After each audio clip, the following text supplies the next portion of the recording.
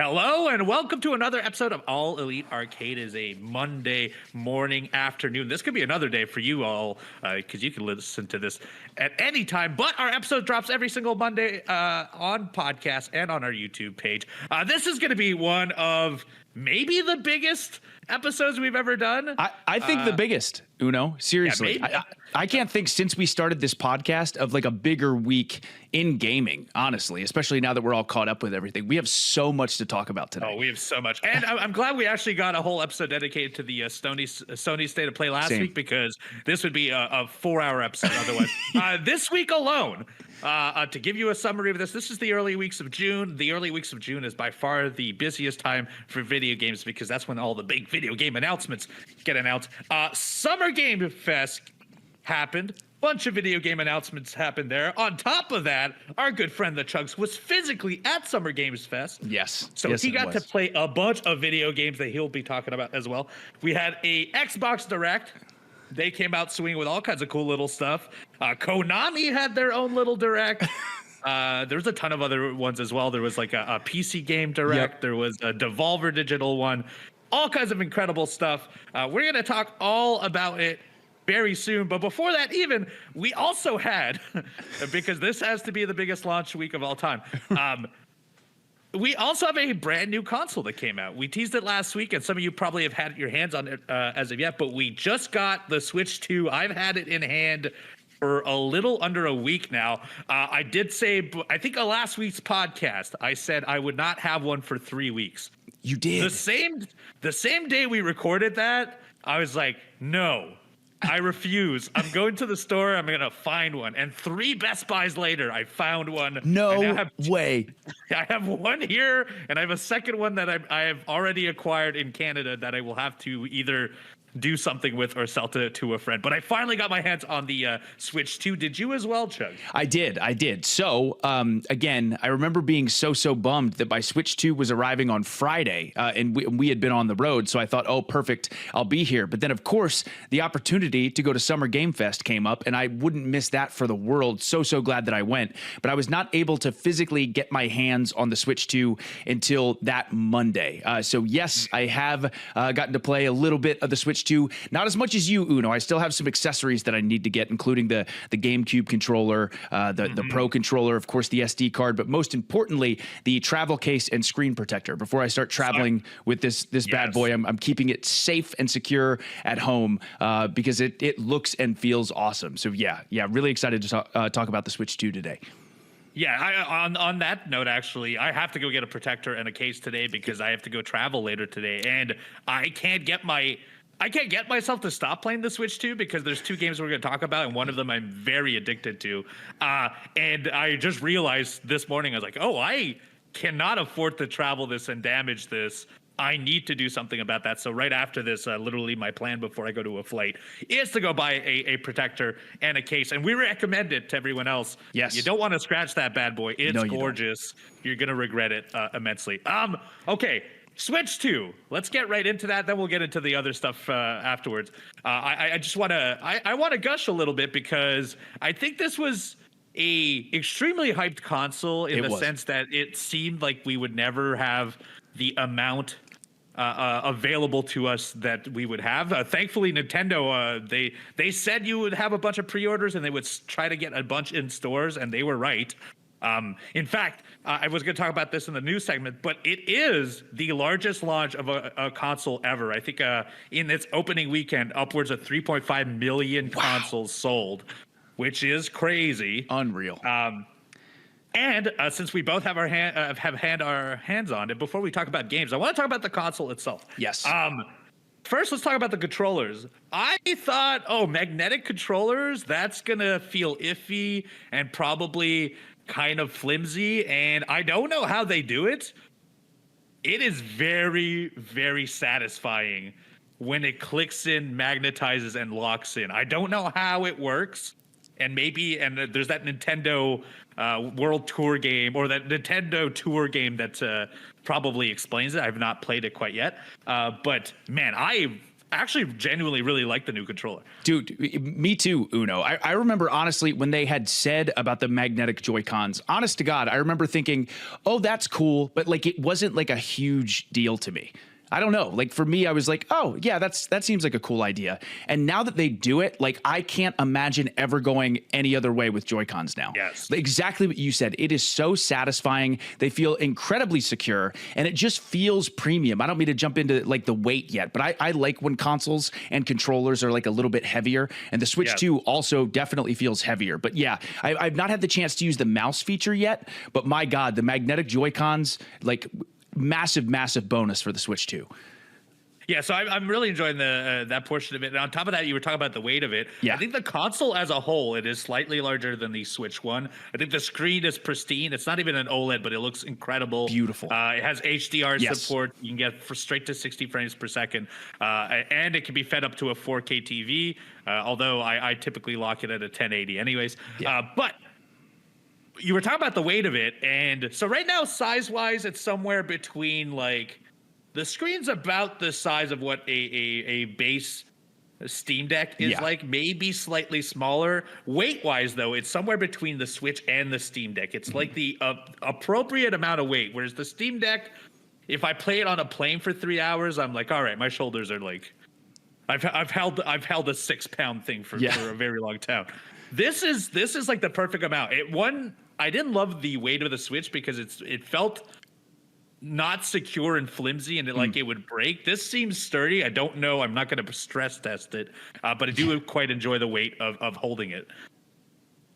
Yeah, no, me too. Absolutely. I remember as well, Uno, I'm so glad you brought up the Steam Deck because to me, it feels like a thin Steam Deck almost. Obviously, the Switch 2 is its own thing, but definitely bigger in size, which is noticeable. But again, the HDR screen is it's absolutely beautiful. And like you said, I know we keep saying this, but it does just feel incredibly premium. Like it feels like it's a super high quality console. Mm-hmm. Yeah, the very sleek design, everything about it I've quite enjoyed. Yeah, and even the battery life of it seems, it was reported to be exactly like the Switch, and it feels like it's longer. And that might be because of the games I'm playing. I'm not trying to, I'm not running Cyberpunk on it, which would probably use most of its bandwidth and its RAM. But I've been playing some games on it, and it off the dock, it's been lasting 5 hours. Oh, that's great. Which is realistically as long as of a flight as I'm willing to take right now. Yeah. So that I think is pretty okay. You know what else, Uno, that I really enjoyed, just bringing up the battery life as well, is there's this feature that they have within the system settings where you can charge it only to 90% to help with the battery life. So again, if you're someone who plays the Switch primarily in handheld mode, that would be me. Honest to God, unless I'm streaming from the Switch, I am playing that bad boy in handheld mode, whether it's up on my couch or traveling on the road. But the ability to have that setting to maybe help protect the battery life a little bit better, I love quality of life improvements like that. So I turned that on immediately. It's really, really cool that Nintendo thought to do that for the Switch 2. Yes, so that's not even on the base settings, so go in there and switch that out because it will protect your battery. If you're someone like us who probably plays it until it dies and then charges it overnight way more than it needs to be charged, this thing will cap off the charging at 90%, ensuring that the battery doesn't run its course faster than it typically would. So because like right now we're getting 5 hours out of it, but like 2 years from now it might be 3. By doing this 90%, we're essentially saving some of that usage on that battery. Okay, so launch lineup for the Switch, not the strongest launch lineup of all time. They've got upgrades to certain games. Obviously, I didn't play any of the upgrades yet. I hear the upgrades. Oh, you have? Perfect. I have. Yeah. The upgrades to Zelda, I hear, are incredible. And that's the exact one that I checked out. So I specifically got to run. My brother as well also got a Switch 2. And one of the first things he wanted to do was go in and see what Breath of the Wild and Tears of the Kingdom looked like. I had heard good things, Uno, about the frame rate and how good it looks. Me saying how good it looks and how good it runs doesn't even do it justice. It's like a different game. Like the frame rate is so incredibly smooth docked to the point where it felt like I was playing at 4K 120. I know that the Switch doesn't output that. It's either 4K 60 or 1080 120. But it was just buttery smooth. And again, the fidelity looked better. It's incredibly impressive, where to the point where if playing Breath of the Wild or Tears of the Kingdom is something you've been thinking about, now the Switch 2 has put you in a position where there's no better way to play these games. The games look and run incredible. And the load times are significantly faster as well. Yes, I saw that. Yeah. I'm quite impressed by that because I have not played it yet. I own both. I haven't upgraded them quite yet. But every friend that's picked up a Switch is telling me this is what they spent their time on, is just jumping back into the old Zelda games. And the biggest thing that I hear is that, so to give you a little information, on the Switch, it would go to 30 frames per second, but most of the time it would rest somewhere between 24 to 25 frames per second because of slowdown for grass. There was so much going on in that game that it could, the console, it was remarkable that it could run it at the frame rate it did.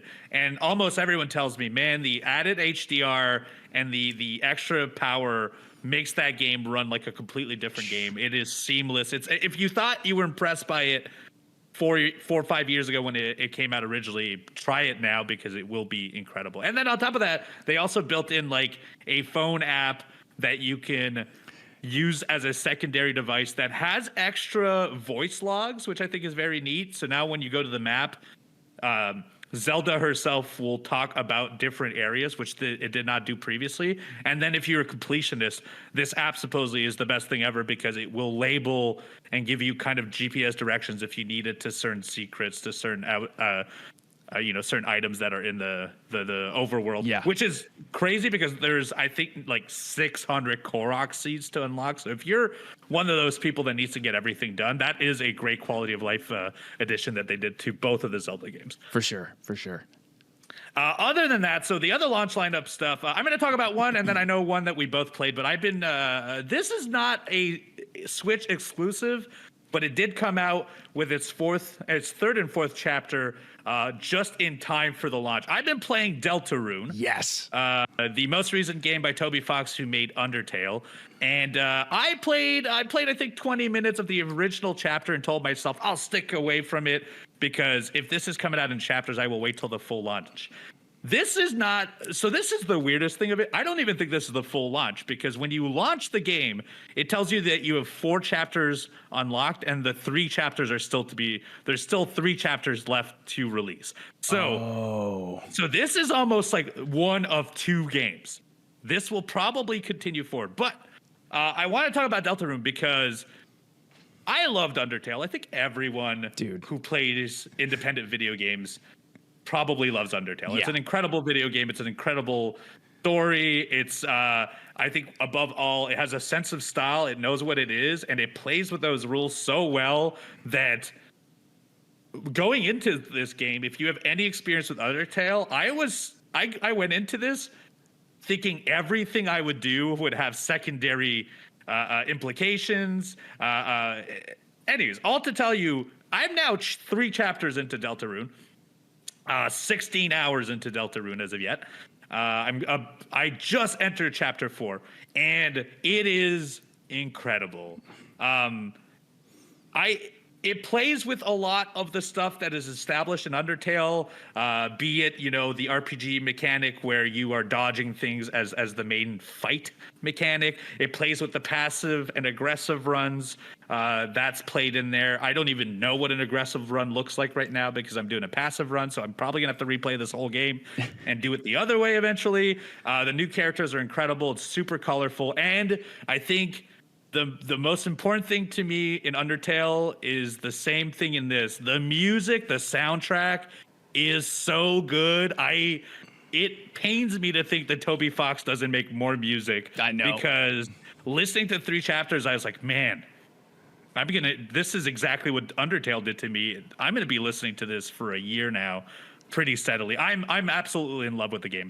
And clearly Toby has inspired so many people with his music. I mean, he does music for Pokemon now. He did music for Pokemon Scarlet and Violet, which is so well deserved because you're right. The music is incredible. And I don't mean to cut you off because I have not played chapters 3 or 4 yet, but I have a similar story where I knew when Deltarune chapters 1 and 2 had come out, I said, I'm going to wait. I'm going to wait to jump into it. But then I finished a run of Undertale and I'm like, I got to play Deltarune chapters 1 and 2. It was an amazing experience, so good. So the fact that this, or the chapters 3 and 4 are released as well. Honest to God, the first 2 brand new Switch 2 games that I downloaded immediately were Mario Kart World and Deltarune's chapter 1 through 4. So I've not jumped into it yet, but I'm so glad you're enjoying it so much, because it's awesome, so unique, original, inspired.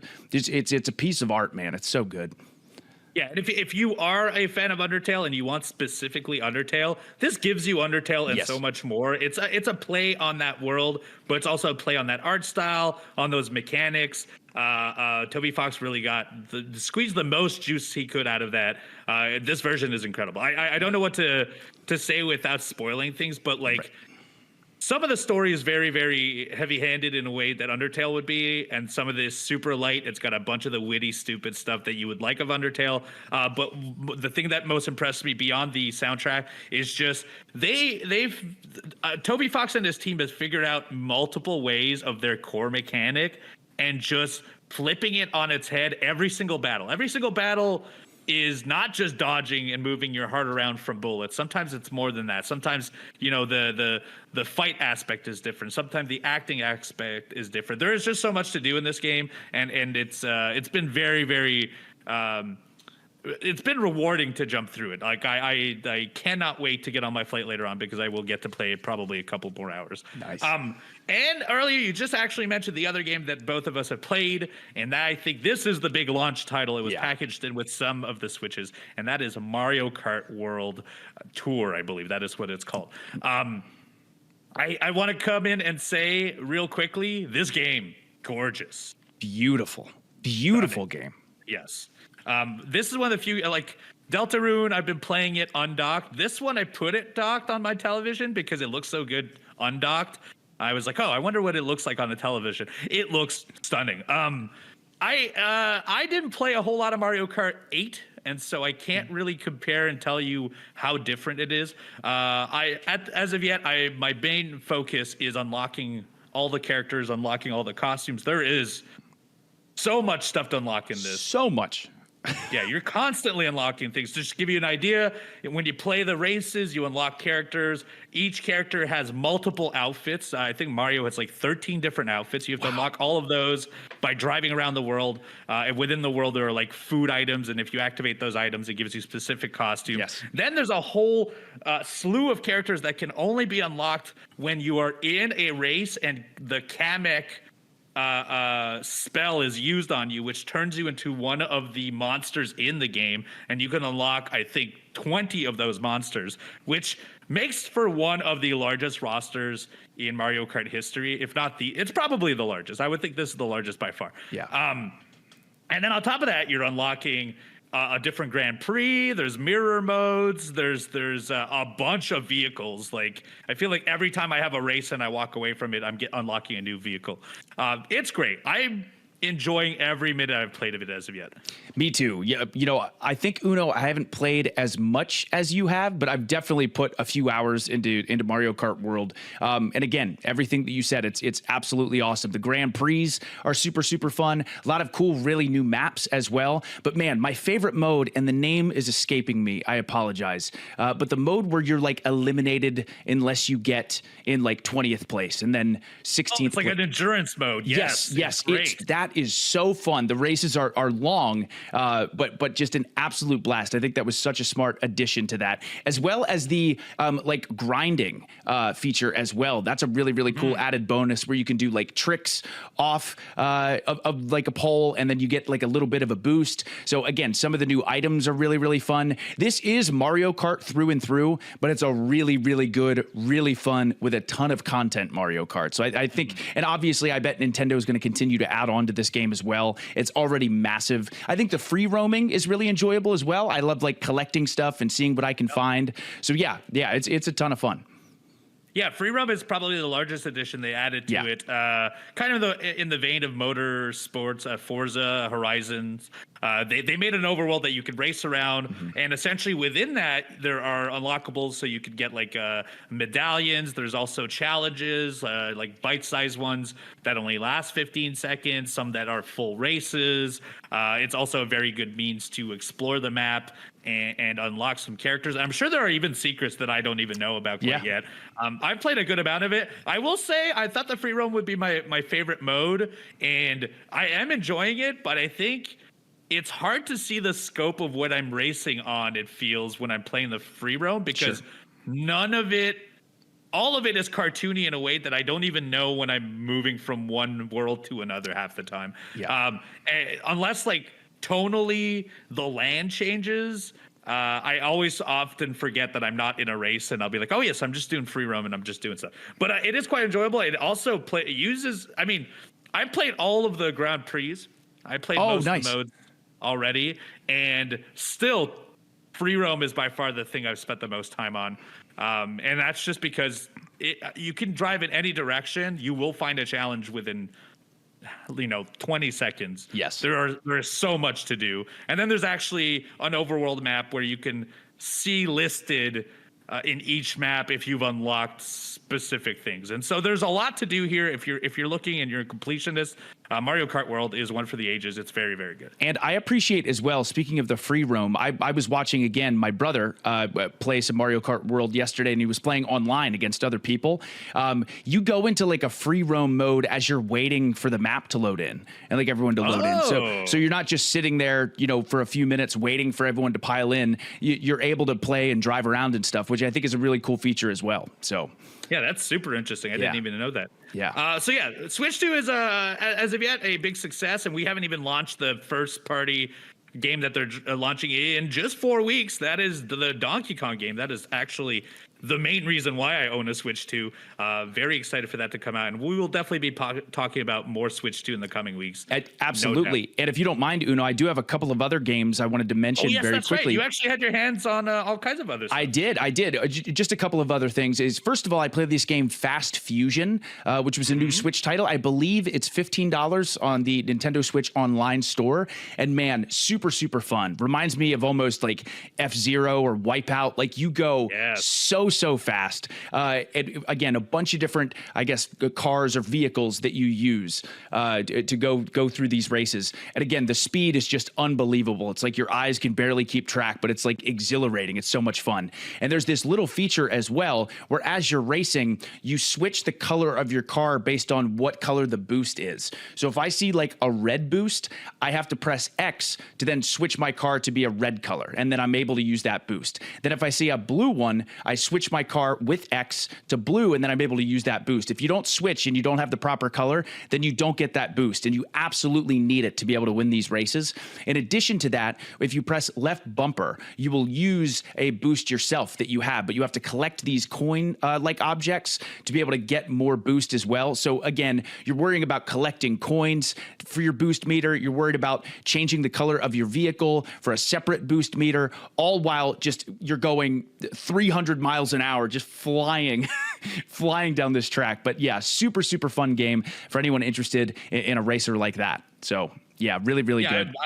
That was what I forgot that it was one of the launch titles. There was only a certain amount of launch titles that are exclusive to Switch, and surprisingly, most of them were racing games.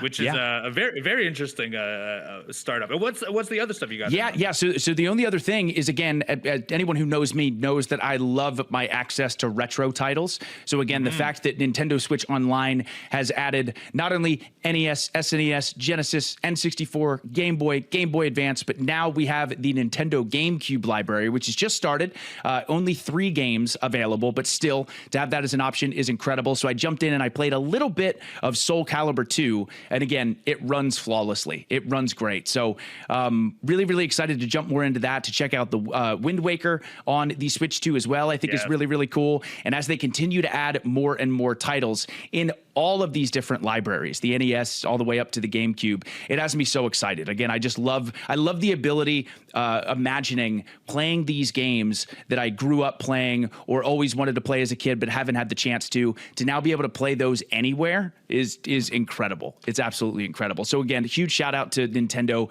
for the Nintendo Switch Online feature, specifically the expansion pack, where you're able to play all these amazing Nintendo titles that are not being lost to time, and we have the chance to play them. So yeah, really, really fun as well. And then they implement like extra stuff on them too. Like I think some of them actually adds online netcode play, right?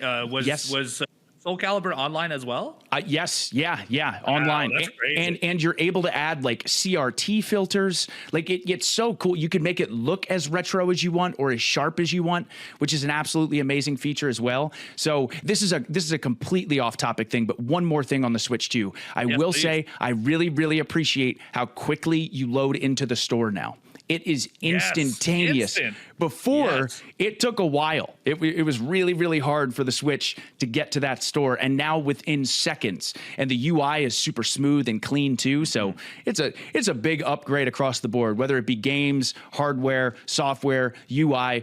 And the Switch 2, it just released. So I'm really excited to see after the next few months when more and more titles get announced, how much of a monster this console is going to be.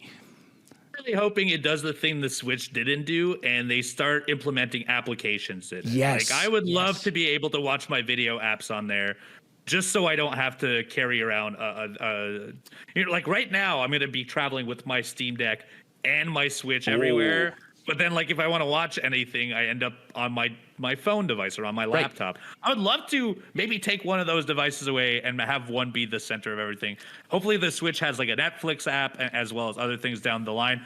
We do not know, but as of yet, it's buttery smooth. On the shop notice, like you just said, I remember on Switch 1, I literally would drop off from their store because it would take too long to log in. That I wouldn't buy stuff sometimes. Yeah, and so I'm sure some people's purchases never went through because it would take like a minute to even open their shop. Yeah, exactly. So yes, Switch 2 is launched. Let us know what you think about the Switch 2 in our comments, youtube.com/AEW Games on our YouTube page. We would appreciate that. What have you been playing? What are you excited for? And what are you hoping for the future of Switch 2? This is a huge episode because we're already half hour in and we haven't even talked about Summer Games Fest. Our friend the Chugs was a dream come true. Yeah. Got to do a full weekend in Los Angeles during the Summer Games Fest. You got to appear on all kinds of stuff. I'll let you take the floor. Please tell me a little bit about your experience while you were out there. Sure. Yeah. So I'm so excited to talk about this because, Uno, like you said, I mean it. This was literally a dream come true for me. Again, Summer Game Fest is one of the biggest events of the entire year when it comes to the world of video games. So to have the chance to go and be involved in any capacity with something like this was so awesome. I hope I can go again. Uno, I hope you can go. It is so much fun. It's like video game Christmas. It's absolutely incredible. So everything started off with the Summer Game Fest showcase on Friday, which was really cool. And I will say, getting to watch the showcases live, I normally stream them on Twitch, which I absolutely love to do, but getting to be there live was something else. I'd say the exact same thing about pro wrestling. It's awesome to watch it on TV, but man, when you're there live, there's nothing like it. And that's exactly how I felt with the Summer Game Fest showcase. Again, the hype in the building was huge. It was packed. There were so many absolutely incredible announcements. It was wild to be just a few rows back from seeing Kojima. It was just so cool. But again, a lot of the announcements were awesome. I think we got a lot of sequels like Mortal Shell 2 looked absolutely incredible. I loved the announcement of Code Vein 2 as well. I will say, Uno, I absolutely screamed and lost my mind when they showed the Lies of P Overture DLC and then said it's out today. I was so excited. Very soon. I talk often about having a 5-game cycle. Well, very soon here on Twitch, the 5-game cycle is going to be put on hold so I can play Lies of P Overture nonstop. I just love Lies of P. But obviously the big announcement as well was Resident Evil 9 or Resident Evil Requiem. And I was very proud of myself, Uno. I want to tell you this, and I want to tell everybody listening, is so with about a half hour left in the showcase, Resident Evil popped up on the screen saying they're going to celebrate their 30th anniversary soon, how excited they are. And the last line, one of the very last lines was, in the blink of an eye, you're going to learn more about Resident Evil's future or whatever.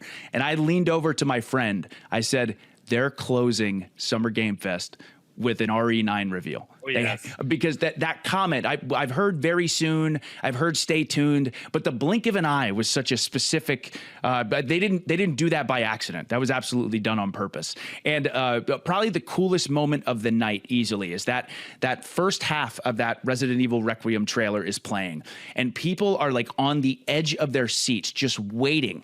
And then everyone's like, "Is this a new IP? What is this?"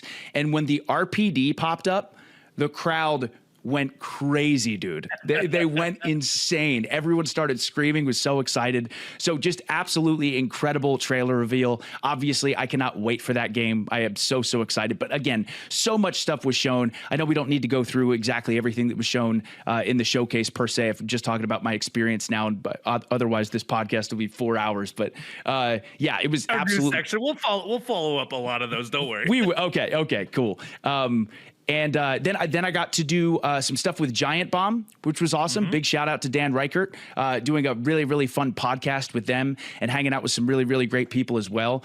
That's the other thing too. I was able to meet and interact with so many different people, whether it's people that I've met before, like Ben Starr, just an absolutely incredible guy. He was there. It was great to see him again. And then just meeting all these different developers and like listening to them about their games and stuff like that was really cool. And to jump into that before we get into the play days, I did also have the chance to go to IGN Live, which was an amazing event. It was packed. It was one of those buildings where there were just all these different rooms of different games to play. There was a giant stage as well. I had the chance to play Mario Kart with not only different people from IGN, but also fans who were there as well. Uno didn't get first in any of the races, but every single race I got second. So I'll take it. Okay. I'll take it. That's not so bad. I'll take second place. But yeah, that was super fun as well. There were a bunch of different like incredible games being shown, but that you had the access to play or merchandise to get. There was one game that was wild. I thought of you, Uno, with the Donkey Kong bongos. There was a game called How to Pet Your Cat, and it's a giant, I'm not kidding, it's a giant cat butt that you and someone else have to hit the cat's butt as fast as you possibly can to try to win. And people are racing and sweating and trying so hard. The line was out the door. Yeah. It was wild. So I'm glad I got to see that as well. Also, Uno, not to bring up the Switch 2 again, but again, the Switch 2 was very prominent at IGN Live, which was great. But I did get the chance to play and see how Cyberpunk ran on the Switch 2. And it as well was in handheld mode, which was really cool. Dude, it ran smooth. It was unbelievable to see. It was really cool to see Cyberpunk running on a Switch console and running as well as it did. So that was really cool as well. But yeah, IGN Live was incredible. Once again, a lot of the crew at IGN are just, incredible people. There were a ton of fans there. I got to meet some people from CD Projekt Red and talk to them about the Witcher gear that I wore to the ring. And that was really cool. So just a bunch of really fun experiences. But then predominantly, most of the time I spent was the Summer Game Fest play days, which was so awesome. So again, there's all these stations and all these setups where you get to experiment and play some of these different games. And man, I really probably should have written everything down because I played so much Uno. On Sunday, I'm not kidding, from 10:30 a.m.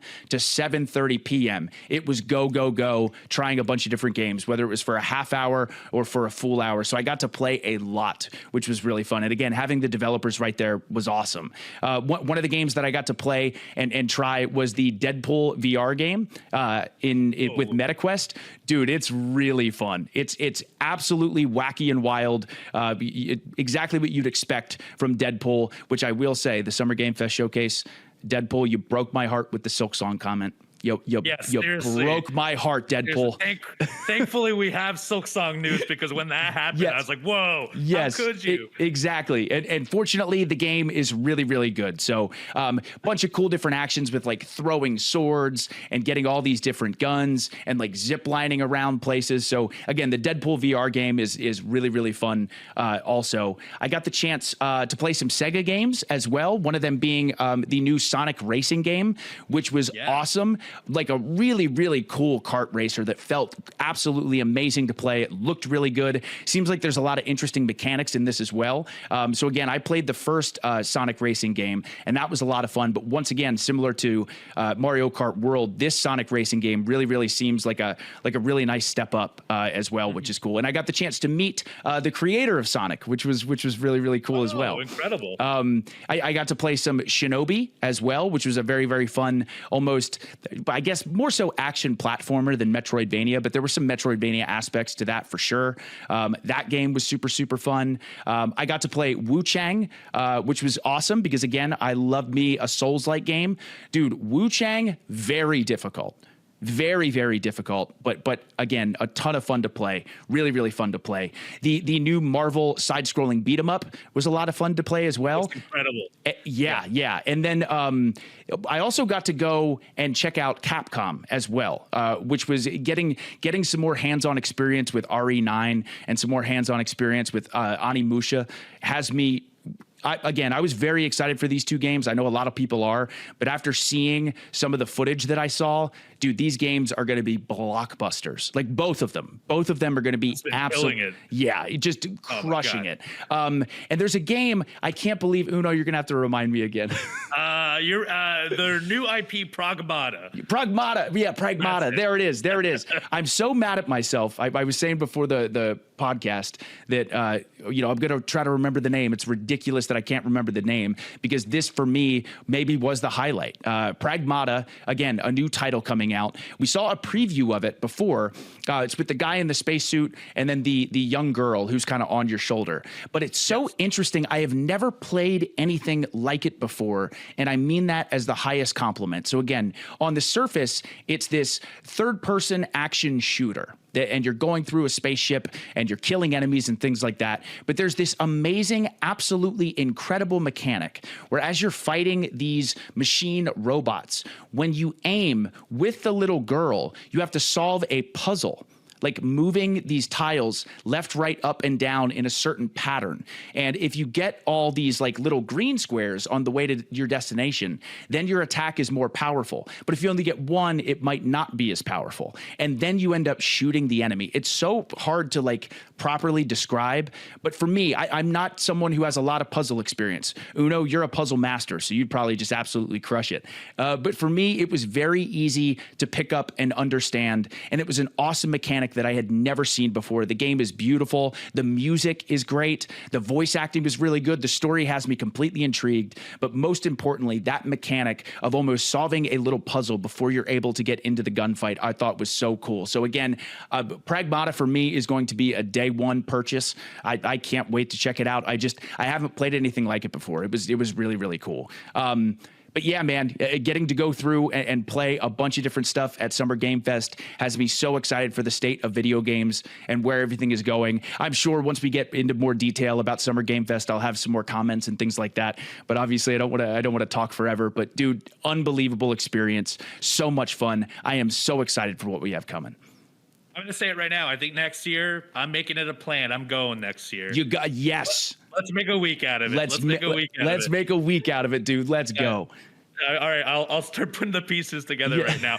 So that's very exciting to hear. Capcom, I know especially, has been killing it. Pragmata looked incredible. Yeah. And I'm very happy to hear about all the hands-on you did. But there's still, like, even though you just talked about 15 games, we have at least 35 plus games still to talk about because we have we have an Xbox Direct as well as Summer Games Fest announcement to talk about, and it comes out right after this.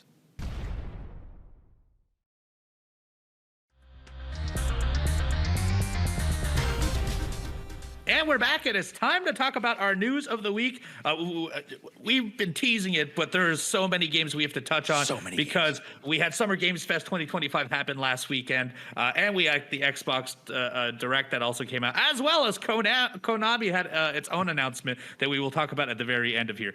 First, I want to talk about the Summer Games Fest. You talked about some of the titles, including Pragmata that they showed up there. That is the new Capcom IP, but they showed a lot of different stuff. About 2 hours worth of things. And then they did a full 30 minutes on Outer Worlds 2 as well, which we could quickly talk about at the end. You did mention this game, and I'm going to go through every of these announcements. Some of them we'll talk about ad nauseum, and some of that we're just going to skip through. Mortal Shell 2, that is the Dark Souls-ish game that came out. This is a sequel to the original Mortal Shell. It'll be coming out in 2026. Yes. It looks great. It does, because I did want to say, because I feel like I didn't say this enough, but I actually had not played the first Mortal Shell, and I was really interested in it. It looked really cool, but I hadn't had the chance to play it. This game looks awesome. Like I absolutely want to try Mortal Shell 2 because, again, all the different mechanics, the enemy designs, it was a hot way to start Summer Game Fest. But yeah, this looks sick. It looks so good. So that looks incredible. That's actually what opened the show. Which, that actually shows that they have a lot of faith in this game. Because the game that followed it was instantly, we came out with the big guns. This happens every single Summer Games Fest. But they brought in Kojima and they said, hey, Kojima, have a little presentation, show an exclusive clip for Death Stranding 2. They didn't actually show a bunch of Death Stranding 2 because the next day, Death Stranding 2 had its own drop, which was like an 11-minute video. But they dropped a teaser about two characters being Neil and Lucy. And they also, I believe, brought... was Mads Nicholson at this point, or was that later on in the show? I'm trying to remember. That was later on in the show. Okay. Yeah. So they also later on brought Mads Nicholson. But we don't have to wait very long for Death Stranding 2 because it is quite literally coming out in less than a week. On June 24th, it will be out, and I don't know about you, I will be playing. Yes, I definitely will be playing it. Again, similar to Mortal Shell 1, I actually have never played Death Stranding 1. It was always a game that I remember I bought it the day it came out. And again, like a classic gamer problem, my backlog is just out of control. But yeah, Death Stranding 2, as they continue to show us more and more footage and things like that, I am pumped. And Uno, I'm with you. I will definitely be playing this game. After this, they announced Chronicles Medieval, which looks like a third-person medieval combat game that comes out in 2026.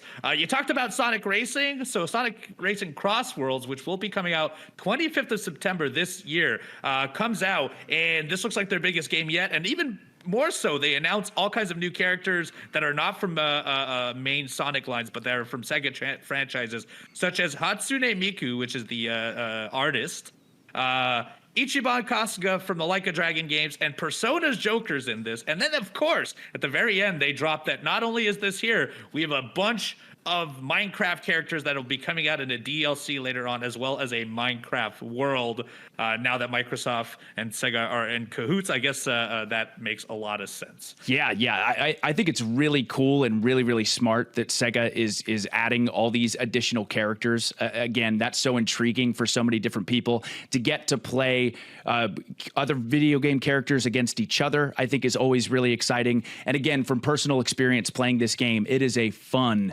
very, very fun racer to play. So yeah, this is one you definitely want to keep your eye on. Yeah, I think bringing in this extra roster from different games is also differentiating it from Mario Kart World, which is also coming out this year, and there's just no way that we're not going to be comparing one to the other. This looks fun, though. I've never played a Sonic Racing game, and this one might be the one I jump into. Mostly because I like Ichiban so much from the Like a Dragon series. Yeah, nice. They also then announced, and you mentioned this, the long-awaited sequel to Code Vein 2, will be coming out to Xbox, PS5, and Steam in 2026. They mostly showed a trailer with cinematics, but it did have some early gameplay as well as some boss enemies in there. I never got to play Code Vein, but a lot of my friends who have played it really like it. Very excited for them. Yeah, same. After this game, this was by Epic Games in Section 9. They made announced a game, a third-person horror game called End of Abyss. It stylistically looked a lot like Inside and Little Nightmares.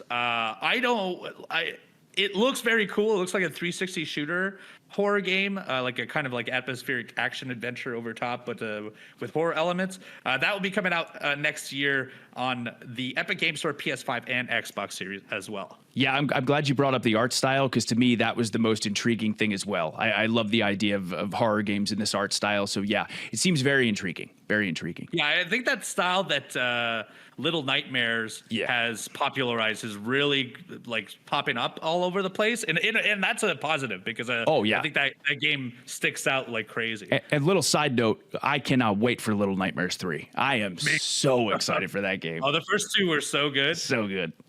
Next game they showed House PI for Hire. That is the old like 1940s hand-drawn animation game that has been teasing. It's a first-person shooter where you're a mouse PI. That is why it's called that. And while it has been stylistically been shown so much, this one had a big trailer announcing that it has voice acting, and it's kind of like a 1930s classic cartoon. And the main character, Jack Pepper, will be voiced by, of course, the all-star of all voice acting video games. Troy Baker will be doing it, which I think was a great little bit of announcement there. And it will be releasing later this year. They showed a Game of Thrones game, War of Westeros, which seems to be a real-time strategy game coming out next year. That doesn't speak to me, but it might speak to you. So congratulations to you Game of Thrones fans out there.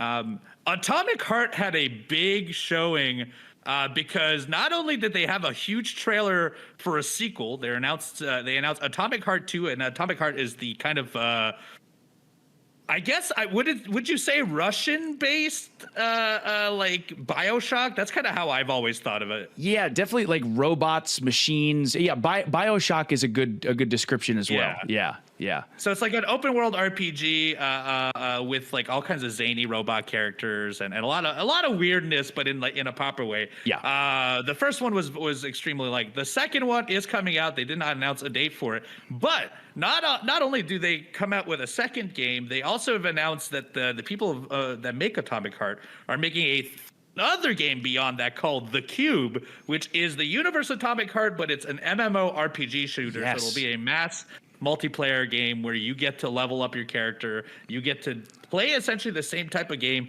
as Atomic Heart, which will be a first-person shooter, but it will be with multiple people, and it will.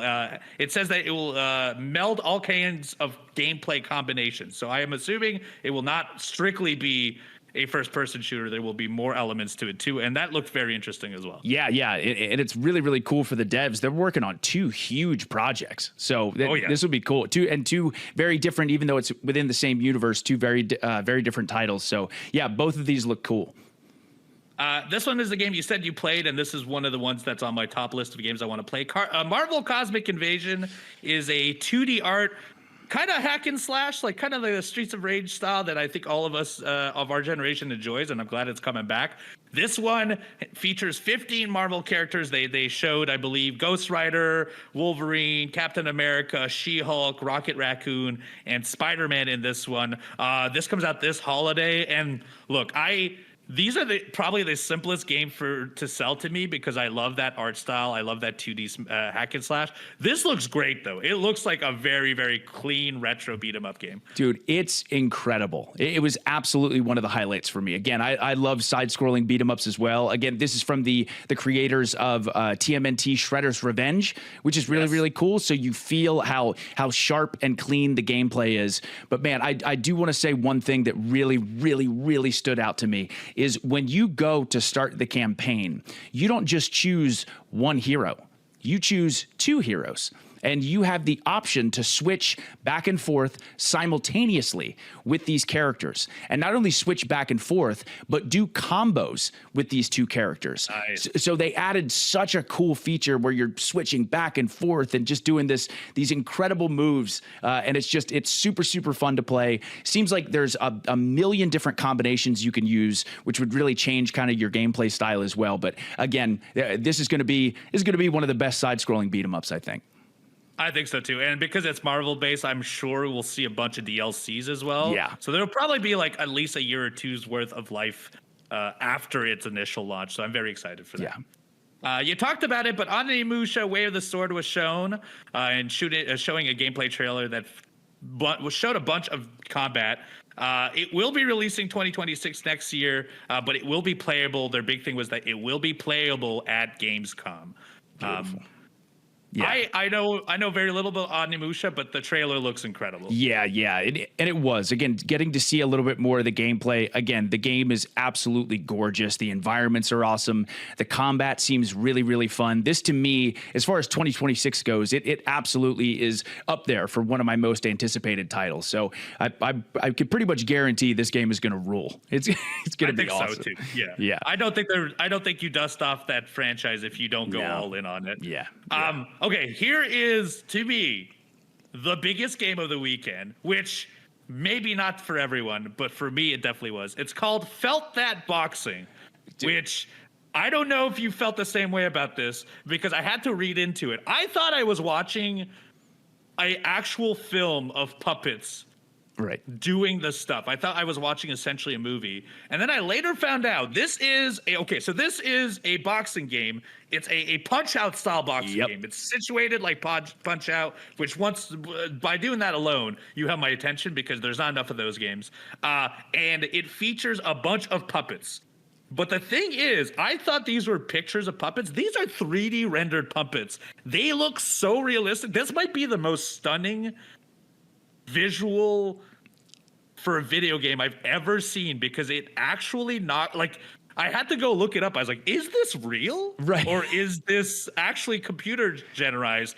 And it's made through computers. It looks incredible. It looks absolutely stunning, because I felt the same way. I'm like, how did they do this? It literally looks exactly like a movie. It's so cool. But I'm so glad you brought this game up, because I will say, seriously, I think maybe this game was the most talked about game of the weekend. Like every person I talked, a lot of people said, "Oh my God, I cannot wait to play this." How about the graphics on that? Yeah, it was definitely a hit, or certainly up there. Obviously, other titles like Resident Evil 9 and stuff people are excited about. But man, a lot of people were talking about this game. A lot of people. Very excited. There was no release date announced. It will be coming out to Steam, but you could tell that Jeff Keighley was super interested in pushing this one, because there was like a whole intro about his personal history with like the game and its development. So I was very, very excited for that. Yeah, me too. After that, Square Enix came out with a very out of nowhere game called Killer Inn, which is a 24-player online video game that is part a first-person puzzle game, part a deductive murder game. Yeah. So you essentially are in two teams, so 12v12.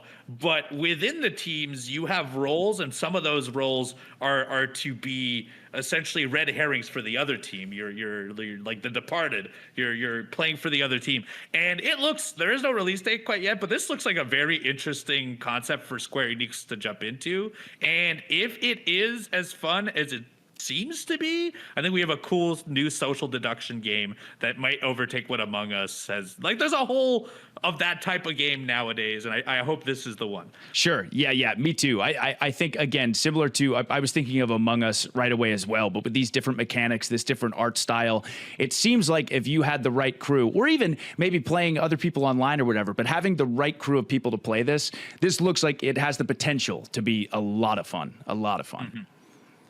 Then there was like a bunch of little games I'll talk about real quickly. Arc Raiders, which has been teased for years, finally got a release date. That's the 30th of October, 2025. That is the online shooter game based on Arc.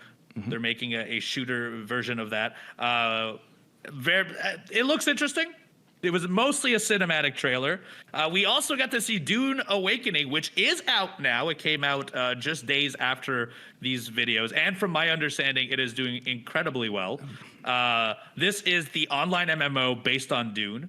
I like Dune, but once again, another thing I don't think I will ever gravitate towards, because online MMO is just not my jam. Yeah. On another online MMO, because they announced quite a few, Chrono Odyssey, which is like visually incredibly stunning. It looks like it was built in Unreal 5, but they're calling it a next generation MMO. Not quite sure what's going to be in there, but it looks like it has action based combat. As well as time manipulation. No date announced, but that will be coming out on Steam and PS5. That's called Chrono Odyssey. We showed also a Nicktoons and the Dice of Destiny. That seems to be a bunch of Nicktoon characters and an RPG, real-time strategy RPG. That comes out September 30th. They showed a Metroidvania, and I don't know if you remember this one, called Mio Memories in Orbit, which definitely looked like it was inspired by Hollow Knight, but was not Hollow Knight. It's that will be coming out later this year, but a demo did just drop on both Steam and Xbox PC. I do love me some Metroidvania, so I got to give that demo a try. Yeah, so I haven't tried that yet, and I could make a whole episode on the demos I tried this week because Steam Next Fest is out, but I just cannot afford to add another third hour to this thing. So we'll talk about it maybe next week. Lego Voyagers was shown. This was like I don't know how to explain this, but it's essentially like miniature islands that are puzzles, I think, of Lego, and you play the multiplayer. That is to be released soon. And then we're back into some big announced games here. Mafia: The Old Country. We saw some teasers for it. We saw a big cinematic trailer here showing like it's a third-person action game, much like all the other Mafia games. It comes out August 8th. This looks great. Yeah. I loved the last Mafia game, not the remake, but the one previously. I think that was Mafia 3, and I've been kind of missing that pattern of like third person open world. You don't see as many of those anymore, and Mafia seems to be bringing back that kind of like early 1900s. I think this one's in Sicily, if I remember correctly. I think you're right. Yeah. So I'm very excited for that. I actually have never played a Mafia game before. So again, to have the chance to jump into this could be pretty fun, because this one, again, as they continue to show more and more stuff, it looks like an awesome game. And looking at the footage of the older Mafia games seems like something I'd really enjoy. So yeah, I get why everyone's so hyped. Then they showed Lies of P, Overture DLC, which we all knew about. We knew this was coming out, but I think the most impressive thing of it all is that this was maybe the only shadow drop of the whole show. But a hell of a shadow drop, because that is a game that a lot of people are waiting for that DLC. This expansion is the size of the original game, is what I heard. And it's been completely shadow dropped. It's out there. I have not played it yet. I've not beat Lives of P, but I know that our friend the Chugs is very excited. Oh yeah, I have not played it yet, but once again, next time you see me on stream, probably after listening to this, I am going to be playing Lies of P Overture. Again, the original Lies of P, the greatest non-FromSoft Souls-like game ever. Absolutely love it for so many different reasons. But once again, same thing. I've heard the DLC is absolutely massive. Heard it's an incredible story. Heard there's a lot of cool new weapons, a lot of cool new bosses. But most importantly, I heard it is significantly more difficult than the base game, which is classic Souls-like feature there. But yeah, I heard it's very, very difficult, very tough. But man, I can't wait to jump into this. Lies of P is so good. I've been wanting to play it again for a while. So this DLC dropping is very exciting. Very exciting. Yes, the perfect time to get back into it, because the DLC is available right now. Right now. I'm gonna rapid fire some of these games here. Fractured Bloom is a first-person gardening game, but it's not only a gardening game, because it seems like it has otherworldly cosmic horror attached to it. Very interesting trailer. Very intrigued by this. I will be definitely keeping track on that. They announced also a sequel to Jurassic World Evolution 2. This one is Jurassic World Evolution 3. It comes out this year on the 21st of October. That's a real-time strategy builder based around Jurassic World. They also, this is one that I got super excited for, and this is actually one of the demos I played. Yacht Club Games, the people that made Shovel Knight, are making a brand new IP called Mina the Hollower, which is very much 8-bit focused. I got to play 30 minutes of the demo. It is incredible. Incredible music, super challenging, very different from it's not a platformer per se. It's kind of more of a Zelda. That's what I was gonna say. Yeah, it's more of a Zelda where each screen is its puzzle and combat. That comes out very soon, because that comes out October 31st. Put that on your list. Mina the Hollower, very excited for it. You already talked. Oh, sorry. Please. I was just going to say, I'm so glad you said that, because that to me was a game that stuck out immediately. So glad to hear it's so good. I got to try the demo. Can't wait to play it. Yes, it's available on XFest right now. If you have Steam, you can go download that right away. Deadpool VR, you talked about it, but it is coming out on MetaQuest 3 late this year. So we will be playing it late this year, probably on holiday times. They then showed, and this one we've seen quite a bit of, but Dying Light the Beast which is an all-new a Dying Light game. This one features new gameplay, including the big hook on this one is you get to play as one of the zombies. You can become a zombie. You like are capable of switching between both on stuff, and that is the big hook. And that game comes out super soon because that's August 26th across all platforms, except not announced for Switch. Just so we're clear. Yeah. There is a new game by the people who made the Artful Escape called Mixtape. Essentially, it's a story-based game with a bunch of romance, skateboarding, and a brand new soundtrack that features a bunch of like legitimate artists on it. This looks very, very cool. Yeah, very cool. Then we had Acts of Blood, which is a third-person beat-em-up in Indonesia. It really looks like The Raid, the game. I don't know if you know those movies. Yeah. But that will be coming out in 2026. It's funny, when Sifu came out a few years ago, I thought all kinds of combat games would come out. This seems to be like the first that is inspired by that. Right. We got a new Scott Pilgrim hack and slash coming out called Scott Pilgrim EX. You get to play as Scott Pilgrim and Ramona Flowers, and it features the city that those series are in, Toronto. That comes out in 2026. I'm gonna skip a few of these. Hitman. So Hitman, World of Assassination announced that there will be a Hitman co-op mode called Stone and Night. That is a mode that is going to be added to the already base game of Hitman. And then on top of that, because the people of IOI are also working on that Project 007 game, I forget the name off the top of my head, but the James Bond video game, they've now added a mission from Le Chiffre from Casino Royale. That's that's where Mads Mikkelsen is from. He was in the original movie, and now they're making a mission where you get to find him within a map and kill him. And that is available for free and will be available very, very soon. I love so bad that the devs who make Hitman are making this new 007 game, which I believe is called First Light. I believe it's 007 First Light. That is what it is. But yeah, what perfect developers to work on this game. And we've been long overdue for a great James Bond game, so I'm excited. Lego had another one where they showed, and this one is a bunch of mini games. It's called Lego Party, and it's exactly what you think it is. It's Mario Party, but with Lego characters. That comes out later this year. There is these people I'm super enamored by because they made some of my favorite games, but they made Guacamelee and Guacamelee 2. They're making now a brand new RPG game, an action RPG called Blighted. Blighted, and that's from those guys, and they will be releasing that on PC via Steam very soon. So incredible artwork on that. I'm very excited for them. There is a new horror first-person game called Ill. I don't know if you remember that one. Oh, I sure do. Disgusting. Yes.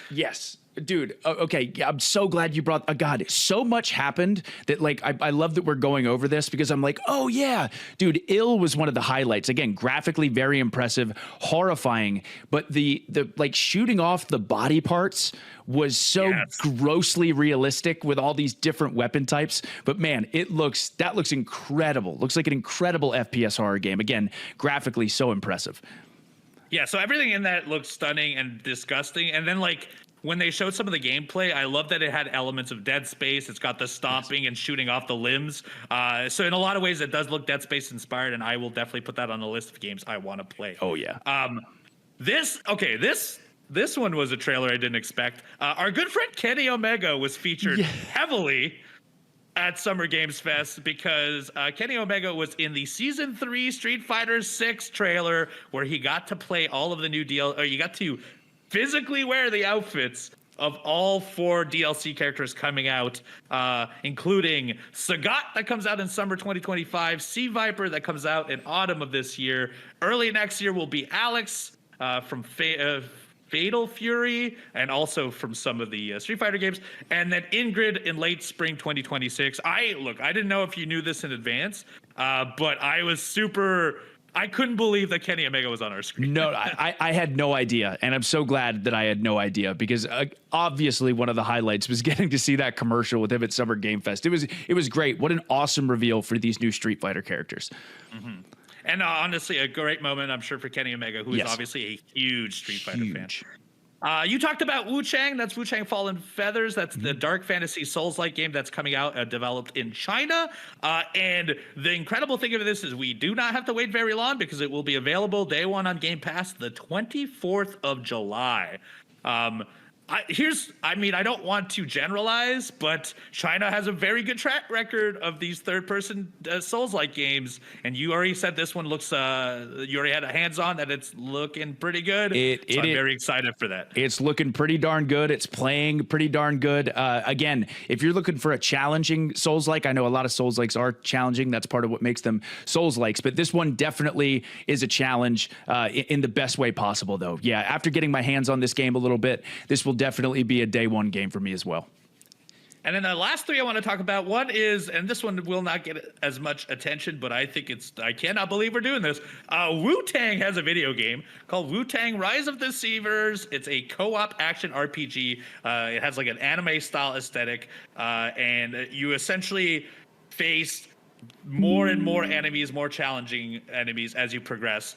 No release date on this, but the fact that Wu-Tang is still going strong, very surprising. Last two games of Summer Games Fest. This one is by the people from RGG. Ryuga Gotoku Studios. They make all of the Like a Dragon games. This is a game they actually teased before called Project Century. Well, now we're getting its official title called Stranger Than Heaven. We got a glimpse at it, and essentially it seems to be multiple different time periods where you get to play this one character across multiple time periods. And it seems to be a very detective-heavy game, so it seems more into their lines of judgment. But it looks stunning. I'm very excited for it. No announced date quite yet. This is just a short glimpse into the game's world. Yeah. And then the final trailer, and we talked a little bit about it, but we got a big Resident Evil 9 Requiem world premiere trailer at the very end of it. And the craziest part of it is not only do we see it, they went ahead and they said our release date is the 27th of February of next year. It will release on Xbox, Steam, and PS5.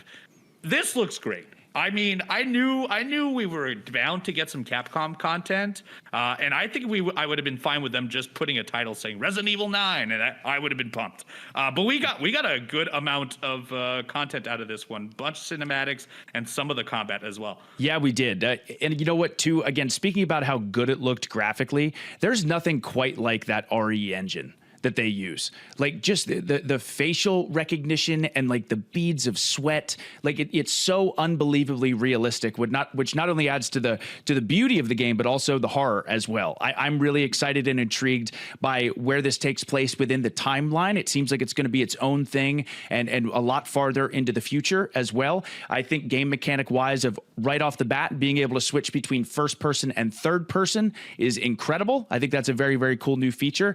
And again, the monster designs are just so creepy, so creepy. So I wasn't sure if we were going to get some news on a new Resident Evil remake or if it was going to be the brand new RE9. And I'm very, very glad that we're getting RE9. It's Resident Evil, baby. Everyone was hyped, and I'm hyped too. And that was the Summer Games Fest showcase. And then if you have anything that we missed or there is something you want to extrapolate more information on or talk about, go in our comments, youtube.com/AEW Games. Let us know down below. Evil Uno will be in there to respond. All right. Now we go on because we still have to cover Xbox and Konami. Xbox dropped their showcase a couple days after. It was headlined by Outer Worlds 2. That is their big, meaty game coming out in October 29th. They showed a bunch of new gameplay as well as the colonies that you're going to be interacting with, the new locations, plenty of first-person shooter action with like new weapons and a bunch of new enemies. Plenty of content on that. I think both of us are already sold on that game, so we don't need to talk a whole bunch about it. I do have a little piece of news. This seems like it will be Xbox's first $80 game. That is what the prevailing story is right now, following this weekend of stuff. But I'm very excited for that. Obsidian has made great games, and I'm very excited for the sequel. That's what I was going to say. That's what I was going to say too. Is we both love Obsidian. So again, full faith that this game is going to be fun. I really enjoyed Outer Worlds 1. Outer Worlds 2 looks even better. Yeah, and Obsidian actually came out with another game on this they announced a sequel to their 4-player co-op game where it's kind of like Honey, I Shrunk the Kids, where you're in gardens and in your kitchen and you're fighting little bugs. Grounded 2 will be coming out I believe later this year, if I remember correctly. Yes, July 29th, 2025, on Game Preview on both Xbox Series and PC. So that is not that's their like Steam early access, but that is going to be coming out very, very soon. So a very big month, a very big year actually for the people at Obsidian. Yeah, yeah. So Xbox actually opened up with a world premiere, and this one was High on Life 2, Yes. which is the sequel of High on Life. You might remember it as the game where you were talking to your weaponry. Your weaponry has like all these funny comedic voice actors that do the voices. This one is a sequel. Seems very colorful, seems very much in the same vein as the first game. It has its distinct humor, and it will be coming out winter of this year. Yeah, I loved High on Life 1. High on Life 2, again, looks like more of the same in a very, very good way. I'm sure it's going to be funny. I love that the guns do different mechanics. Not only do they fire different bullets, but, one will be a grapple hook, one will be a knife. So I'm very curious to see what they do with High on Life 2, because I played the first one, so I'm definitely playing the second one. Yeah, same here. I really enjoyed the first one, and I just think conceptually it's a lot. It's fun. It's not I don't know how challenging it was, but it's a very fun time to get through. Perfect. Yep. We got a cinematic trailer for a brand new Plague's Tale game called Residents: A Plague Tale Legacy, which looks stunning. Of course, I'm not quite sure what the gameplay minute will be like, but the cinematics and all the Plague Tale games have had incredible visual elements to them. This will be coming out in 2026. Yeah, but before they even announced it was a Plague Tale game, I immediately was thinking it was a Plague Tale game just based on how it looked. You're right, absolutely stunning. Really excited for this. So here's I think the biggest piece of content that they announced at Xbox was the thing that we thought was rumored and we also thought was going to happen. And that is there is a Xbox handheld. It's called, and this is I think it's with the people from AMD, but it's ROG Xbox Ally or Ally X. Those are two different handheld versions. One, I believe, has a 24 gigabyte memory and a 1 terabyte storage, and the other one has a 16 gigabyte memory with a 512 gig memory. So it's essentially one is about double the power of the other one. So one will be your base model and one will be your Supreme model. That is coming out later this year around holiday time. I don't think they did not specify a time, like a date, and they did not specify a price because I'm assuming they don't know it will be based on tariffs and so on in the coming years. But it will be coming this year, and you can also announce the big piece that comes with this. Well, also, Feel free. They said holiday 2025 is when this amazing Xbox handheld is coming out. And the one game that was all over this commercial, all over this trailer, was Silksong. And they said Silksong will be available at launch with this new handheld console. So once again, confirmation, we're getting Silksong in 2025. We're getting Silksong in 2025. We're finally getting it. They actually didn't show, so they showed a bunch of it during this trailer, but they did not dedicate a piece to it, so I'm still thinking we might see a bigger meaty piece for it later on. They did say it will be coming out before the Ally is out. Oh, yes. And even a developer has come out and they've been questioned about it. They just said before holiday. They didn't say anything else. They just said before holiday. Even better. We finally saw Hollow Knight Silksong. I was actually a little stunned it wasn't on GameFest. But here we are. It is official. We will be playing Silksong this year. Yes. And to touch base quickly again on the Xbox handheld, which I'm so excited about, we'll absolutely be getting it at launch. Again, it's seriously, it's exactly what we had hoped and wished for. Again, it seems like it's going to be a very, very powerful console. But again, you can download so many different apps. It has access to Windows. This gives you like so much freedom as a handheld console. So I am so excited that Xbox is going this direction. Can't wait to see what they do with it. I'm so excited for the handheld. Yes, me too. Next game they announced, and this one is very exciting to me. They're making Super Meat Boy 3D, which looks great. I'm a huge Super Meat Boy fan. I did not love their runner game. They came out more recently, and so this is kind of more in the vein of what I would like. And because it's in 3D, it will feel very different from the original game. I think that comes out early 2026. That's a huge game for Xbox because that was, I think, the game that kickstarted the indies on Xbox franchises. Absolutely. One of the biggest games in the indie library ever. Yeah. By God, I can't wait. Me too. I'm going to be playing that day one for sure. Then Platinum Games we already knew this game was coming out, but we saw a big gameplay trailer for Ninja Gaiden 4. It looks a lot like the combat that you got from Metal Gear Rising Revengeance. It's going to be giant battles. They showed a bunch of combinations, aerial juggling battles, all kinds of blood. It looks stunning. I bet you it will be very challenging as well. That comes out 21st of October, 2025 on Xbox, PS5, and PC. Yeah. They then announced Indiana Jones and the Great Circle is getting a DLC, and it comes out September 4th. It's called The Order of Giants. And if you've played the game, they actually tease the history of these giants within the game. So it adds on to the lore. Very exciting because I really enjoyed that game. Awesome. Yeah. It's great that it's getting DLC so soon, considering it feels like the game just came out. So awesome news for Indiana Jones. Yes, we're within a year of its window of release. Yeah. And they're already coming out with some cool, interesting DLC. Next, the people of Game Freak, that's right, the people who make Pokemon, are making a third-person action game called Beast of Reincarnation. And this looks... I hate to be diminutive, but it kind of looks like Monster Hunter, where you're fighting monsters and trying to, as a group, battling them. It was mostly a trailer of cool shots, so we have not had a bunch of information, but it is cool to know that Game Freak is jumping into a completely different style of game, and that will come out in 2026 across PS5, Xbox, and PC.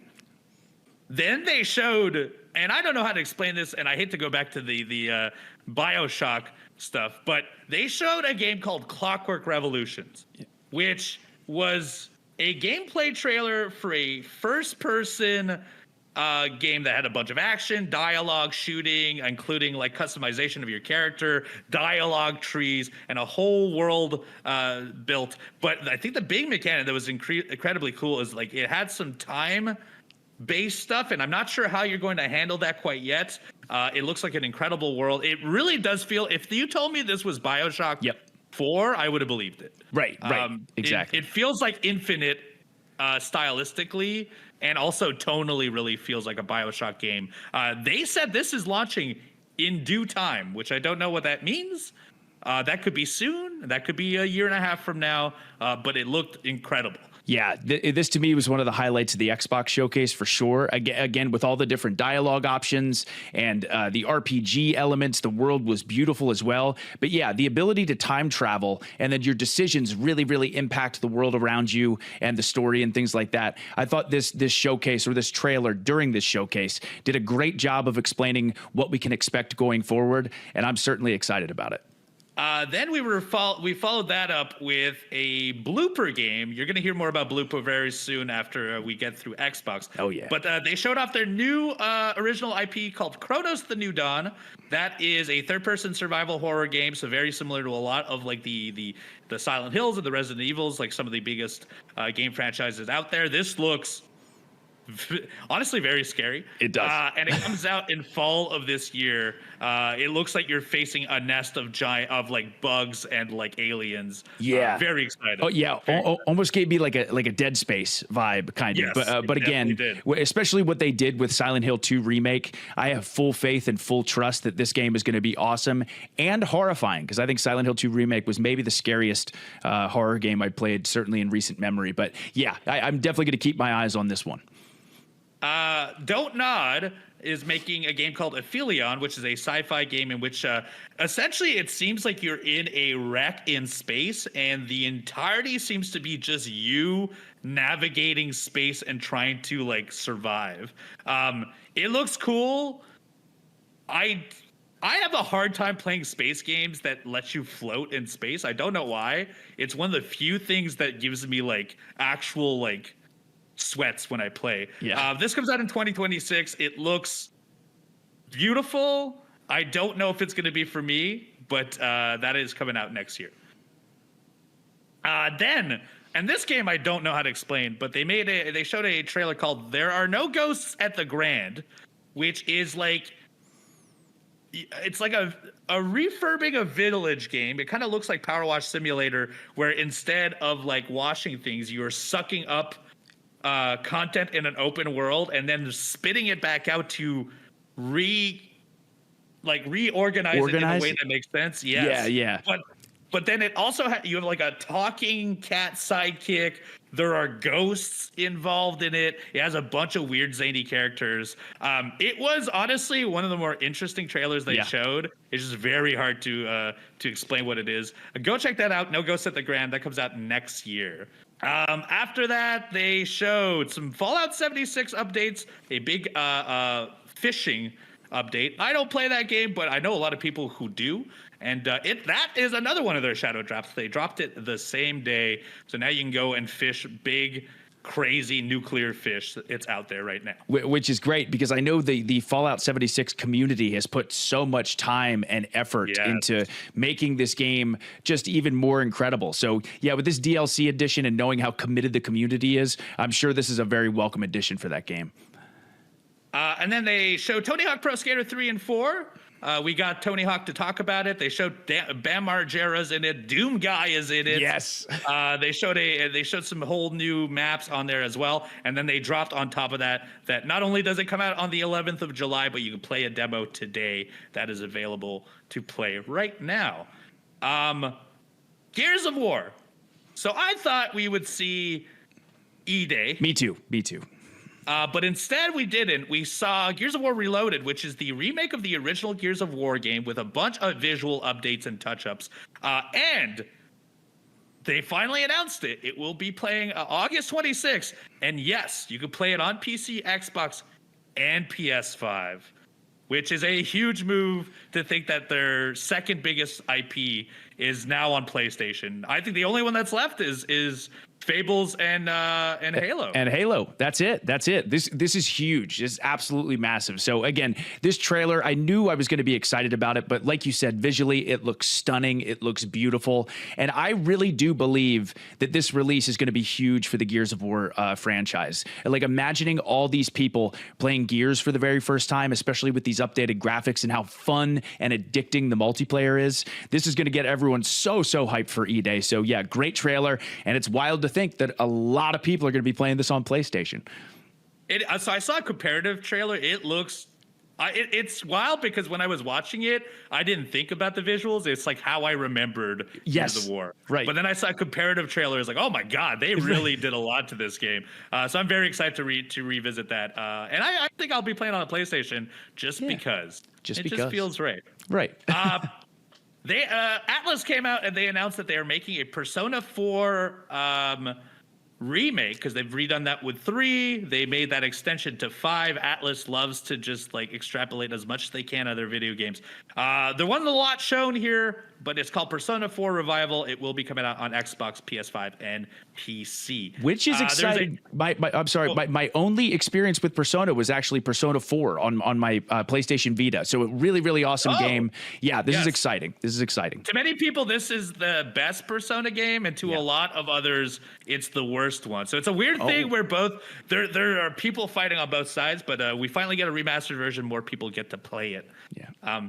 We also got a brand new fighting game called Invincible Versus that features the characters from Invincible. I originally, the trailer thought was going to be an open world game, but it ended up being a combat game. That comes out in 2026 on Xbox, PS5, and PC. And it seems to feature all of the gore that you would see from the TV show as well.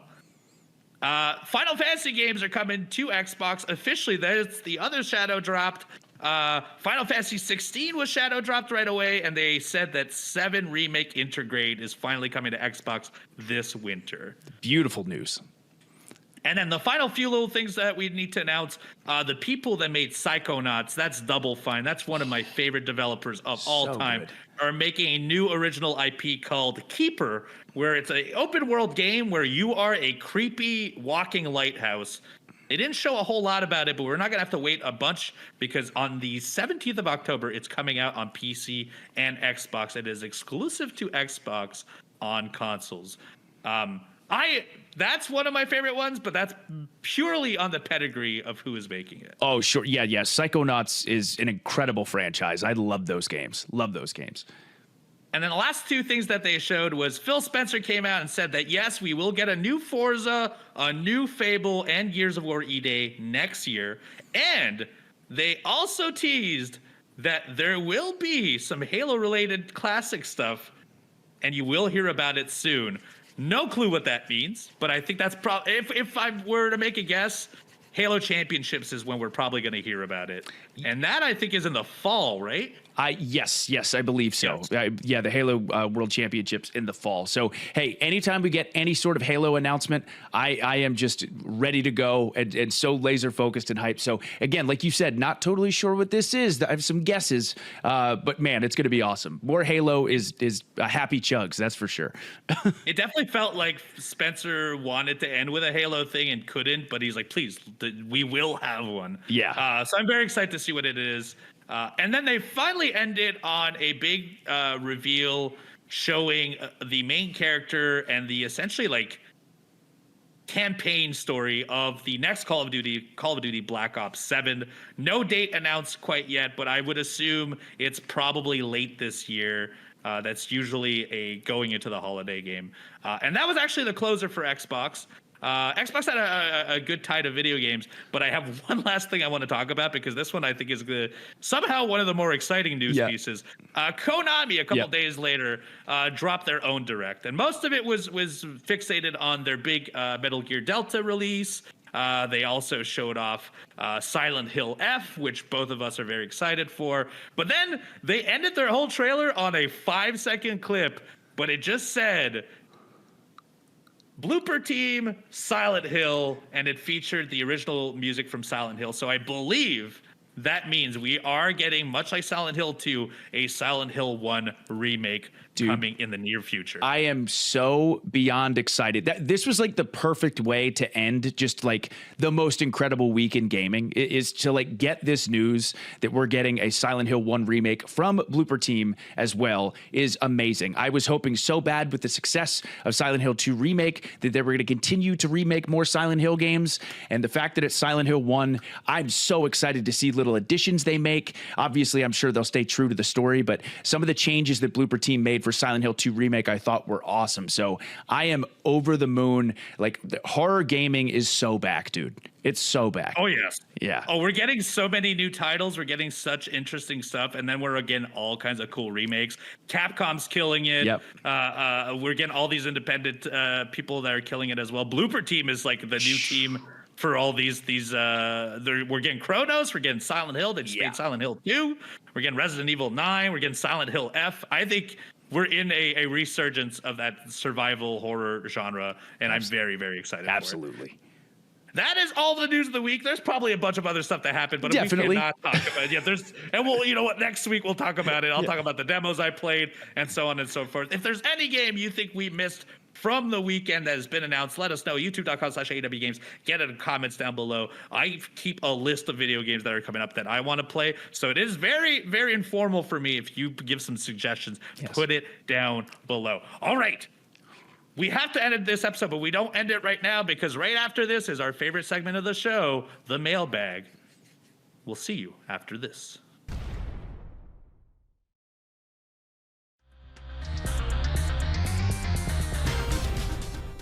It's time. It is finally time for our favorite segment of the show, the Arcade Mailbag, brought to you by our sponsors and our good friends at UpperDeck.com. That is where you can find out all of your AEW trading cards, be it the Allure Pack, the 2025 pack, whatever it may be. Go to UpperDeck.com. But that's not all. Upper Deck's actually coming in today with a big contest. If you do not know, AEW's All-In Texas is coming up very, very soon. And our friends at UpperDeck.com are giving you the chance to win 2 tickets to All-In Texas for 5 lucky winners. That means 10 full tickets are being handed out. All you got to do to enter is just click the contest link in the show notes here on the podcast or on the YouTube description. We will also have a link. Fill out that short form. Choose your favorite AEW wrestler from the list, be it the list includes Mercedes Moné, Tony Storm, Kenny Omega, Swerve Strickland, Jon Moxley, or Willie Nightingale. Fill up that form, pick one of them. Make sure you get there, though, before June 19th at noon Eastern Standard Time or 9 PST, because the contest closes on June 19th, and the winners will be chosen at random. Thank you to our friends at Upper Deck for sponsoring and also giving you this great opportunity to come see us at All-In Texas. We have 3 questions today, Chugs. Lead it on. We sure do. We sure do. First question from Manny. Manny, thank you for the question. Manny says, "Hi, Chugs and Uno. Love the pod." Thank you. What do you guys consider the peak and worst handheld designs? My 2 favorite are the Sega Game Gear and the Steam Deck. I have large hands, so these consoles were both godsends. As for the worst, I'm going with the Nintendo 2DS.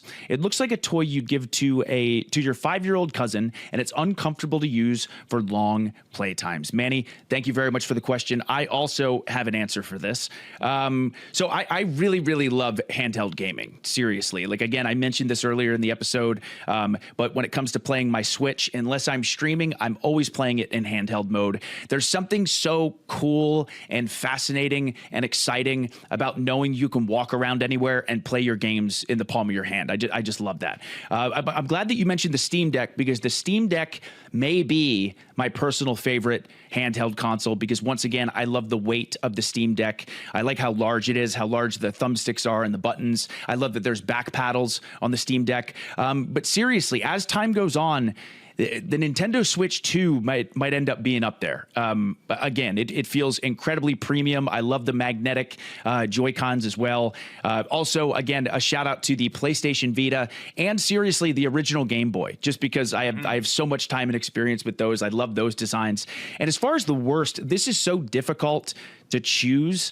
But honestly, I guess if I had to pick, even though I do enjoy mobile gaming, I mean, technically, your phone is a handheld. And like, for example, I have played the original Sonic 2 on my phone, and it was so difficult because the D-pad is your thumb with a touch screen, and same with the buttons. So I would mess up all the time. Definitely much easier when you have a controller like a Backbone or something like that. So yeah, I'm going to go Steam Deck for now, may eventually be surpassed to the Nintendo Switch 2, and least favorite or worst design mobile gaming.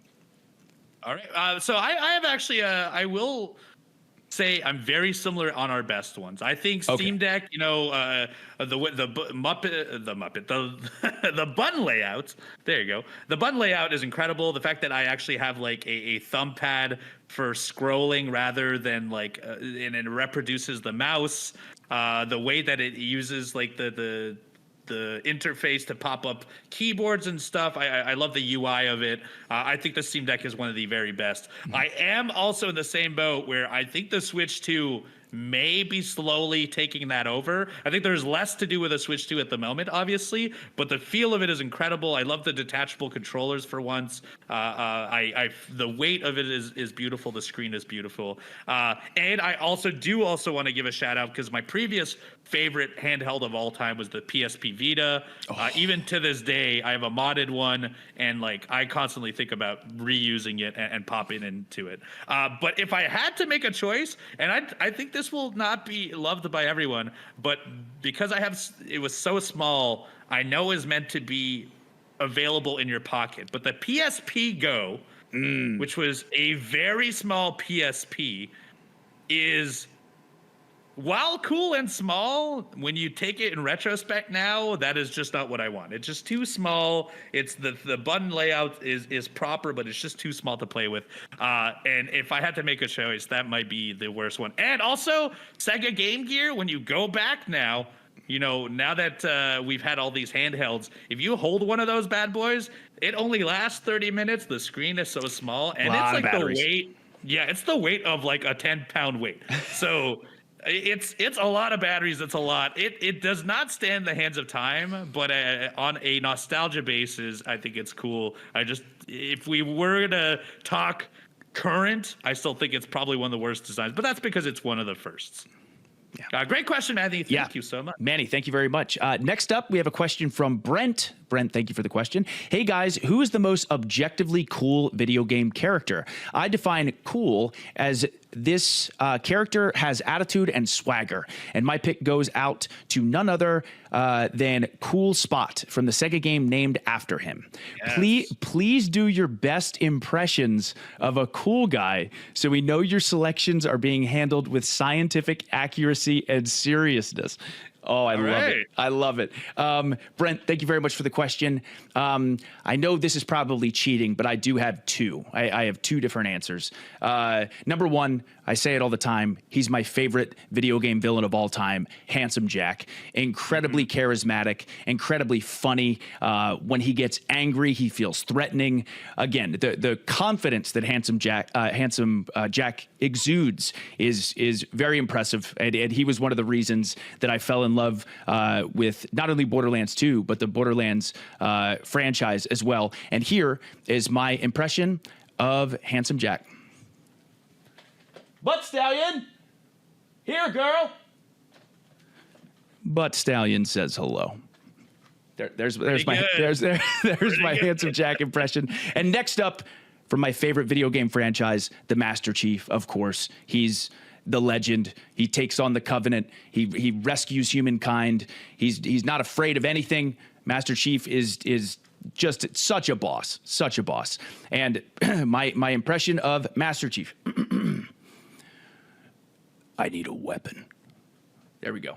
Hey, that's it. Good. Two impressions. Pretty good. Two impressions. I hate to say this, but I'm not going to do a single impression. I will just humiliate myself. Well, there we go.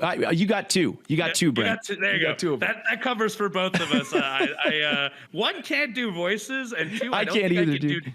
I can't do justice to my character, because when I think of cool, for whatever reason, I think of sunglasses, and that's how I identify it. As like, what? Okay, if we're not talking who my favorite guy is, but who is the coolest guy on attitude, I'm thinking sunglasses. And this came out of left field out of my brain, but I was like, man, Johnny Gat from Saints Row might be one of the coolest guys in the world.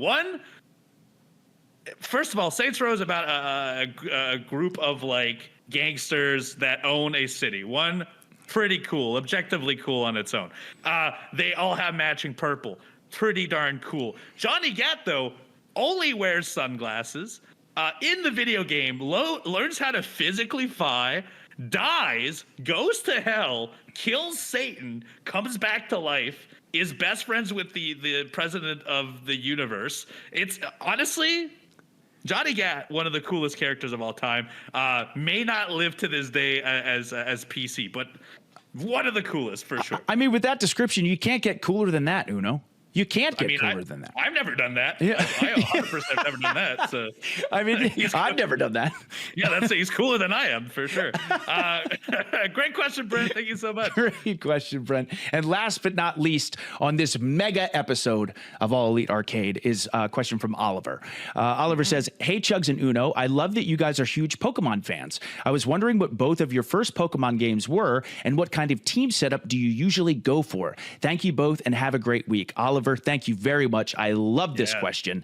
My very first Pokemon game was Pokemon Red. I used to play on my Game Boy Pocket all the time. I remember me and my best friend from elementary school, we used to stay up till 5 a.m. on weekends just catching and collecting Pokemon. But yeah, Pokemon Red was my go-to. I think I've mentioned this before, but I would always choose Bulbasaur first, and then I kept him the entire game. You know, I'd obviously get him up to Venusaur, but honestly, oftentimes is the Pokemon I would get early on and then evolve, I would get attached to them and not switch them out. Like I remember having a Pidgeotto the entire way through. I remember if I got a Pikachu in Viridian Forest, I would get him to a Raichu and I'd keep him the entire time. Again, another huge one, probably my second favorite Pokemon, of course, is Alakazam. So if I'd get an Abra early on, I would do that. But yeah, seriously, after putting hours and hours into Pokemon Red, I would get attached to the earlier Pokemon and keep them pretty much through the whole game. I would try to make sure and use different elements and things like that.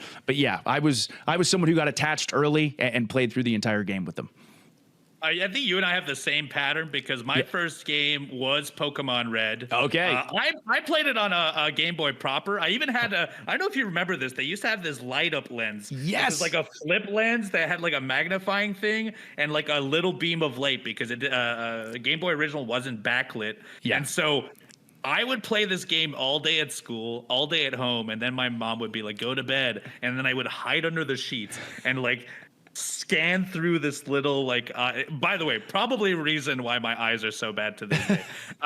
But yes, much like you, I had a Pokemon Red. I was a Charmander kid. I would always take Charmander. He always stuck all the way to the end.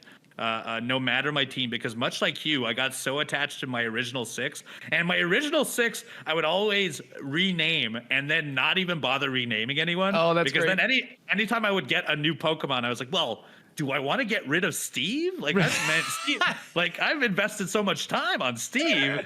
I can't switch this You guy can't out. throw And Steve to the curb, dude. no, exactly. And they're all named. I don't want to queue up all my friends, but they're always based. My first six were always like my close friends, and they were named that way. So I had like an affinity for them. I definitely didn't want to get rid of them. But much like you, very early on, I would get like a bug Pokemon, turn it into Scyther. Scyther would stay there because it was renamed. Abra was one of the first two that you could, or like you can get in the first 2 areas. I would always keep an Alakazam. I think my late game tactic was always start with Alakazam because the just on a psychic power I could kill most people, and then I would follow it up with my fire Pokemons and so on and so forth. And then I would also, because I think you can get to the fighting dungeon by the 3rd one, I would always slip in one character, which was either Hitmonlee or Hitmonchan. Yes. And keep them in there too, just to kind of give variety to my stuff. I'd have a fighting one, I'd have a bug one, I'd have a fire one, I'd have a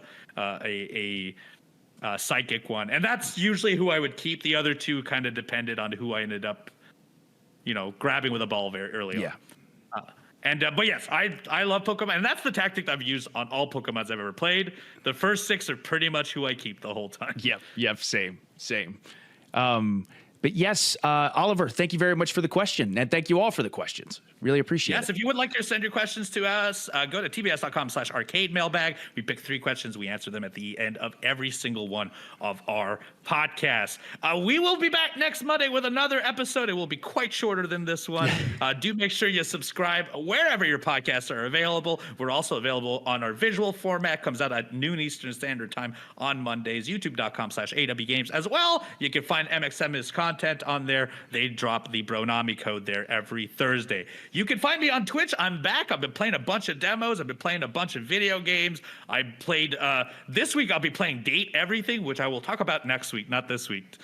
We don't have that much time. Twitch.tv/EvilUno. Chugs, where can they get you? Yeah, you can find me at twitch.tv/thechugs. So the past few weeks, and unfortunately this week as well, I have just been so busy and I'm traveling so much. The next week is just absolutely wild between going to Mexico and then going to Seattle, Washington. I'll be all over the place, but I am at least going to squeeze a couple of streams in, and those streams will be me playing the Liza P Overture DLC. So very excited about that. Once again, you can find me at twitch.tv/thechugs. As always, make sure you hit that subscription button or that follow button, whatever it is. It's free and it does help our channel a whole lot. We appreciate you listening in every single Monday or anytime you do listen to this podcast. It would not be available and it would not still be happening if you weren't out there with us. So we do appreciate you all, and we will see you next Monday for another episode of All Elite Arcade. Bye-bye.